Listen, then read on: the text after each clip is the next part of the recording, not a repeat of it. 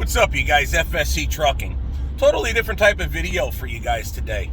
I'm in the Dodge Ram 2500 and we're heading into Appleton. We're on 41 South right now. We're going to a hotel. We're picking up Tim Gentry. He came up here because he bought a truck that was at an auction that used to belong to Fox Valley Tech. So I saw a post on Facebook that he had bought it, and I said, hey, you know that truck's like literally down the block from me, right? Like literally about a 12-mile run from Freedom to Fox Valley Tech. So apparently he flew into Appleton, went to the hotel, and was like, hey, can you pick me up, run me down to the truck? I'm like, all right, cool. So I'm not sure exactly what we're going to do today, but I figured we'll get into some kind of shenanigans.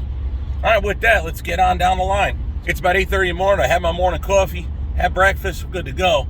So I know he had some stuff he wanted to get done at the hotel and then get rolling. So let's go check out this truck he bought. All right, we picked up Tim, got him over here at Fox Valley Tech. Yeah, I'm FSC Trucking. I'm the one that's got the old Cabover Orwell. So he's actually, how far do you live from here? 12 miles with Freedom. Oh, really? Yeah. That's close. I live in Wrightstown. Okay. So I posted it up and he's like, hey, I'll pick you up and take you over and all that. So he's a good friend of mine anyway. So Yeah, so we'll run it up to my shop, go through it, make sure everything's copacetic, and send them on to Tennessee. Cool. But it looks, this looks nice. It's one of the best programs in the country. We get people from all over the country here. They were telling them they got that track over there where they wet it down and for bad weather simulation. Yeah. So can I try the track out? I'd love to do that. So you have the CNG, and you have the Columbia next to it. Okay, yep. So the CNG, yeah. So you have the other one of the sister stuff to do. Yeah. We actually cut that down to a single axle. So it's a little easier to get you a drop unit for this one. Yeah. So y'all actually work on the trucks here too. Yeah. So BMP, and we have some interns. That's how we got one runner in regen right now. When I pulled up, I said, The bad thing is because as soon as they run one and get them hot enough, they don't run molds. Right. So now you get all that buildup in the after treatment. Now you got to do this practically every day. So. Oh, I can imagine. Yeah, let's go check them out. Are all these in auction? No, this one here we were looking at buying, but we're not going to buy. Right. So the red one is the one you bid on. And then, oh wow, it looks a lot better than I thought it was going to actually. A lot of our guys are mad we're getting rid of it because they like it, you know. Oh man, this is my favorite truck in the world. So my plan is to actually I'm gonna paint it and put some wooden grills on it. Sure. Oh, you put new steers on it for me. Yeah, they're newer. Oh, so this right here is the unit. Yeah, this is the unit. Other than just needing some paint, I mean, it looks pretty dang good. Oh yeah. Well, this definitely makes me feel good seeing it.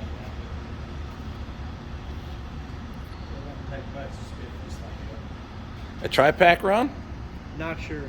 We haven't run it in forever. That's So. what I was excited about. Ain't So no hours.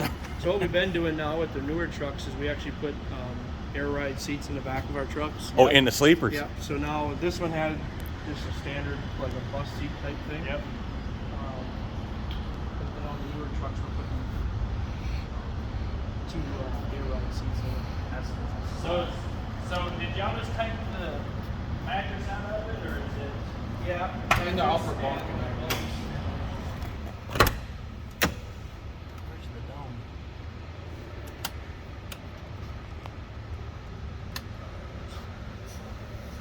Okay, so she's naked. So we'll have to put some, I don't know, maybe I kind of like it without the cabinets. Maybe do a little bit of an... I'll be honest with you, when I had my Classic, Yeah. I didn't ever use my cabinets. It sounds dumb, but like for me, I only go in and out. Like I'll go from Wisconsin out and then back. Yeah. I just live out of my bag. And my laundry bag is my first dirty t-shirt. I just start filling my dirty t-shirt with the dirty clothes. So I never used a cabinet. All I need is a bed.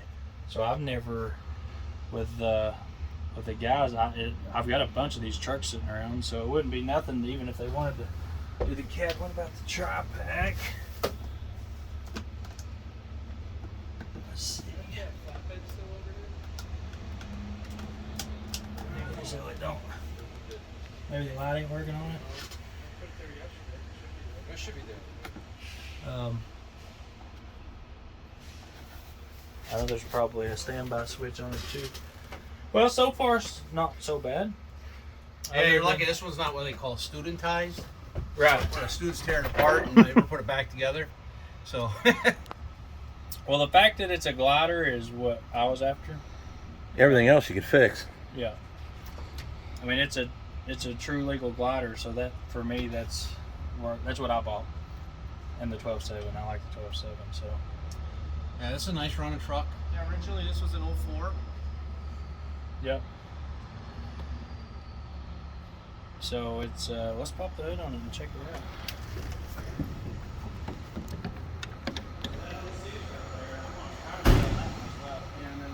You want to take it for a ride? I don't know if we can.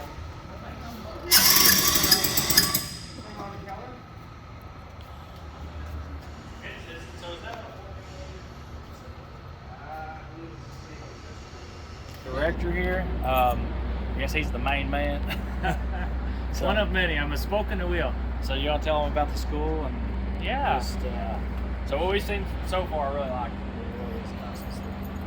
Yeah, I appreciate it. The CDL training, right? Couple different facets. We contract with carriers and do specific customized training.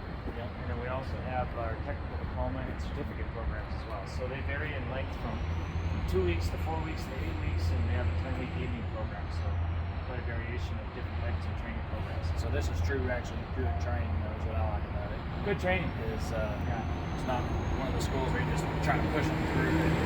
No, we first with the entry-level driver training requirements, ELDT. We got to follow those, but then we also have the proximity tech standards, right? And we don't want any of our students to leave here without confidence in the skill set for them to be successful.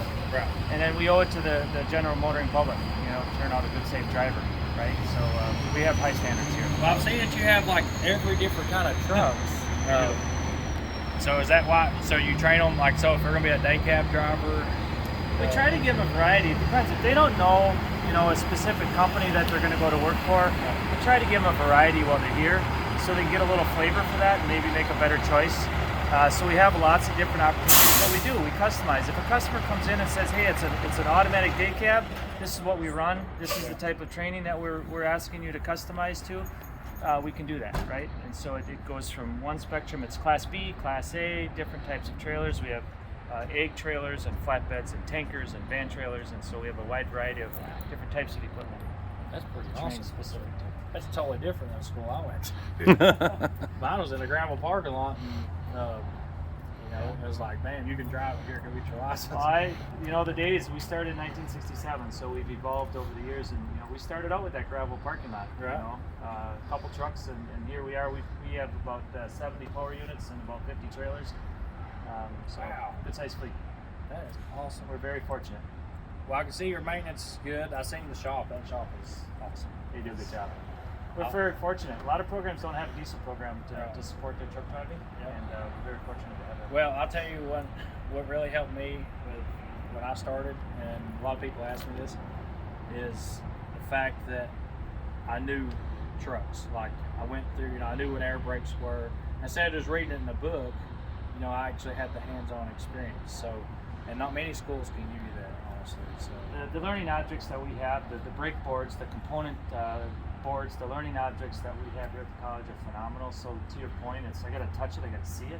Yep. We can read the book, and then we do that in classroom. Here's what we're going to talk about. Here's we're going to show it to you. Now we're going to go apply it, right? And then we're going to evaluate you on it. So lots of great skills sets that we can meet the students depending upon where they are, what their goals are. A lot of tools here. And that was so I didn't even know about this place, and then I was bidding on that truck, and I got to looking up Fox Valley, and I was like, holy crap, this place is like. We're right on the interstate, and I can't tell you the amount of people that say I didn't even know you existed. It's like the best kept secret. But we've trained thousands and thousands of people over the years, as you can imagine. And one of the other diamonds here that we have is our skid pad, the evasive maneuvers. Yeah, that's what he was telling me. Yeah. You're one of the only ones that I know of that do that too. There's realistically, there's just a handful, 5 or less in the United States right now that are active. A lot of programs have gone to simulation for evasive maneuvers, and we're very fortunate to still have the hands-on. That's something. 'Cause I've seen many times the trucks and or the squad cars running on that. What is it? What do you do? Like Teflon coat it, or just It's the seal coating. just smooth it out and then wet it? Yeah, it's the seal coating that they apply on there, and then when it gets wet, it gets slippery. Yes, they actually show guys what it's like to actually slide in a truck and how to recover on an actual real world event, rather than the theory of books and how to do it. I can't tell you how many students have come back and say, you know what, that skid pad probably saved my life. I was in a situation and I recalled what I learned on there, focus, and it's confident it saved lives. I'll tell you one thing so the way I learned is my dad reaching up and grabbing the trailer brakes in a snowstorm. And, and we were empty, but he's like, you got to learn it. Figure it out. And trailers beside me, and I had to react. And after doing that so many times, and the truck sliding around, so he actually forced me to learn that way. We'd be out. We'd be out on the interstate, but like in the middle of nowhere, and he, and I will be honest with you, if you haven't ever slid a truck around, you need to. Yeah, it's very fortunate you had that experience. A lot of people don't. You hear about that, hey, I went to a parking lot, a big parking lot, and we're messing around with the car or something, just to kind of get the feel for it. But very fortunate. Yeah, tractor trailer components. We have bobtail components. See, the thing about learning in a truck, if you know what it's going to do, they're actually pretty easy to recover. But a lot of people overreact and get too crazy with it, and it's hard to jackknife a truck if you know how to pull it out of it. Right. So and speed, following distance. Those are things that they learn out there, and if we can control that, we're going to control incidents and accidents. Right. Well, man, I really appreciate you guys selling me the truck for one, and two, giving us time to tell us about your facility. So guys, all you guys on the YouTube channel, this is a Tim approved school for sure, and they definitely got Tim approved trucks. So, you got a lot of cool trucks here. Yeah, well, we appreciate that. Thank you very much. And if anybody has any questions, please give us a call. Rob Mankey, Fox Valley Tech Program. Be happy to help you out. Yep. So guys, we'll put their information down in the description and the comments, and how to get a hold of you and all that stuff. And hopefully we get some new students here, because we got a lot of fresh people on the channel that want to start truck driving, and this is where you start. So can you guys actually set them up with truck driving, or do you just do the school and then they find their own? Well, we have connections with industry, right? Okay. And although we don't make guarantees, we have a lot of partnerships and relationships and suggestions. When they're here with us, they're talking with us, the staff, telling us what they're thinking. Is it local? Is it regional? What is it? What type of equipment? And a lot of the staff with the years of experience, we can really help guide that. Right. So there are resources here to make those connections also. So it's really a win-win. If you come in here knowing nothing about the trucking industry, we see it, right? Right. You can walk out of here qualified and making a really good career salary, earning, right, driving truck, coming from Fox Valley Tech. Now, there's a lot of great schools across the nation. A lot of great schools. We're just blessed to be one of them. Well, I'll tell you what, this is, you have definitely convinced me, I'll be honest with you. I would have loved to have been able to come to a place like this. Because, when I went to school, which I'd already been driving, been on the farm most of my life, and so I knew all about trucks, but I got caught without a CDL, so I'd have no choice. Go to school, get your CDL, and then we'll drop it. Sure. So, but I went to a school in Tennessee. I ain't gonna say it's a bad school, but it was like push. People that couldn't drive, it was a push to make them just pass that test. And 2 weeks and just to pass that test, and then get them out there in some company that's going to take advantage of them and then burn them out. Yeah. And then in 6 weeks, 8 weeks, they're done. Yeah. It was a waste we've of time. lost them, right? Yep. Yeah. We've lost them forever because they had a bad experience. Yep. I'll give you an example. In 1998 in New Jersey, I'm not going to say the name of the school, but I went to one of the bigger ones that are still around in New Jersey, and their test was basically they knew exactly what the road test would look like for the state if you went to a certain location, and what the written test would be like, and they basically mirrored it. Sure. And when I actually hit the real road in the real world, it was like, wait a minute, how do I actually how do I actually shift this thing? Like, for real, how do I actually do it? How do you actually make a turn rather than what they taught you? It was like what they taught you was completely different from real world experience. I'm like, okay, great, I passed the test to get a CDL. Now I'm more dangerous than I was before I started. Yeah, exactly. And you had to learn the hard way. And thank God I had a good trainer with the first company, but that was the issue with, it probably still is, if you live in New Jersey going to school to get a CDL. There are gaps between school and industry, and we talk to our students about that. You know, what you're doing here, what you're learning here is just a small glimpse of what to expect in the industry, right? And so we got to bridge that gap. Here's what you can expect. Here's what you're going to be facing. Let's work on that while you're in school. Let's talk about that. Let's deal with it so we narrow that gap. Right. And I also like that it's kind of like a terminal here too. Yeah. So, I mean, you're going to get to learn how to come in, get their trailers, you know, kind of how all that works. And that's my favorite part about trucking is getting to go into new places where you back into a dock or where, you know, I always like to set up, and I like a challenge. So, well, man, I appreciate it, and thank you so much. Giving me Appreciate some time. that. And, Yep. And, so, guys, Fox Valley here in Wisconsin, I'm a believer. awesome. Thank you so much, guys. Awesome. Appreciate it. All right, here we go. First start, at least for Tim. Filming, bro?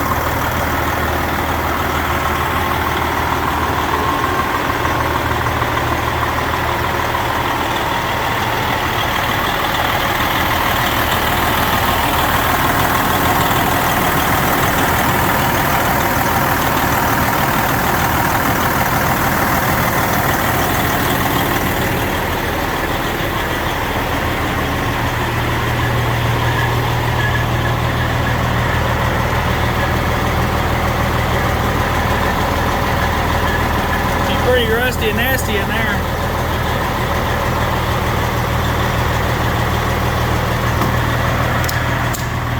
Yeah, I don't know how easy that'll be to bring back to life. Never know, might get lucky. Yeah, have to take the whole thing apart.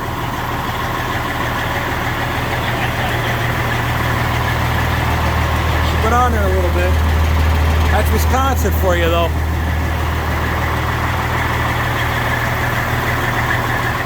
To me, that sounds like a 60 series should. I crawled underneath earlier. I was looking at the frame.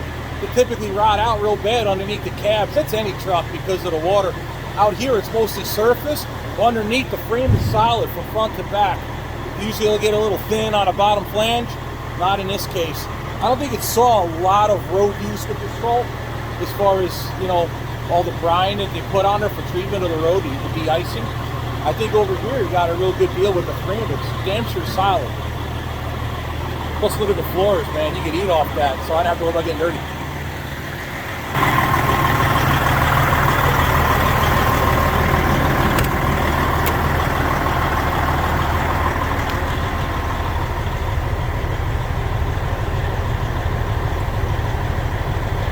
I'll check it out. You can give him some fuel.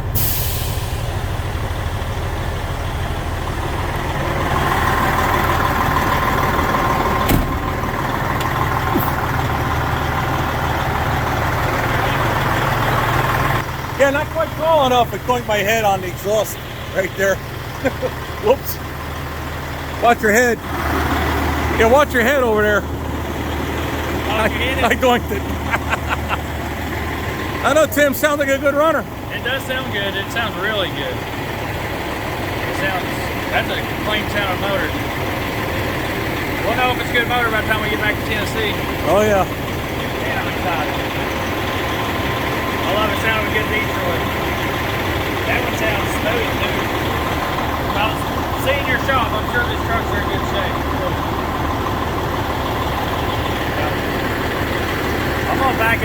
There you go.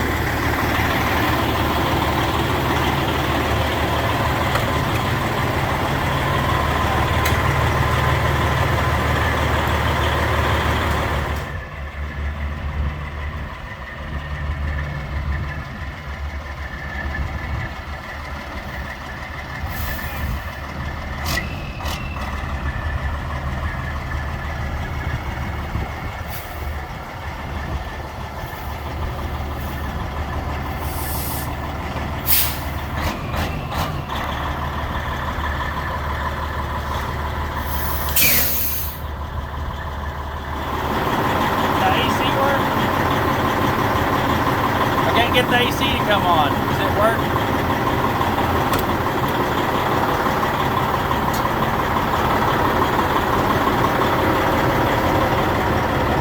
AC button's not working, Pete. AC button's not working.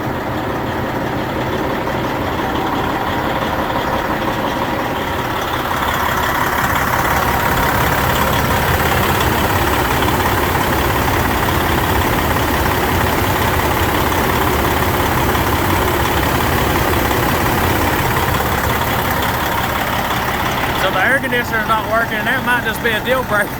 I'm not quite the man like him.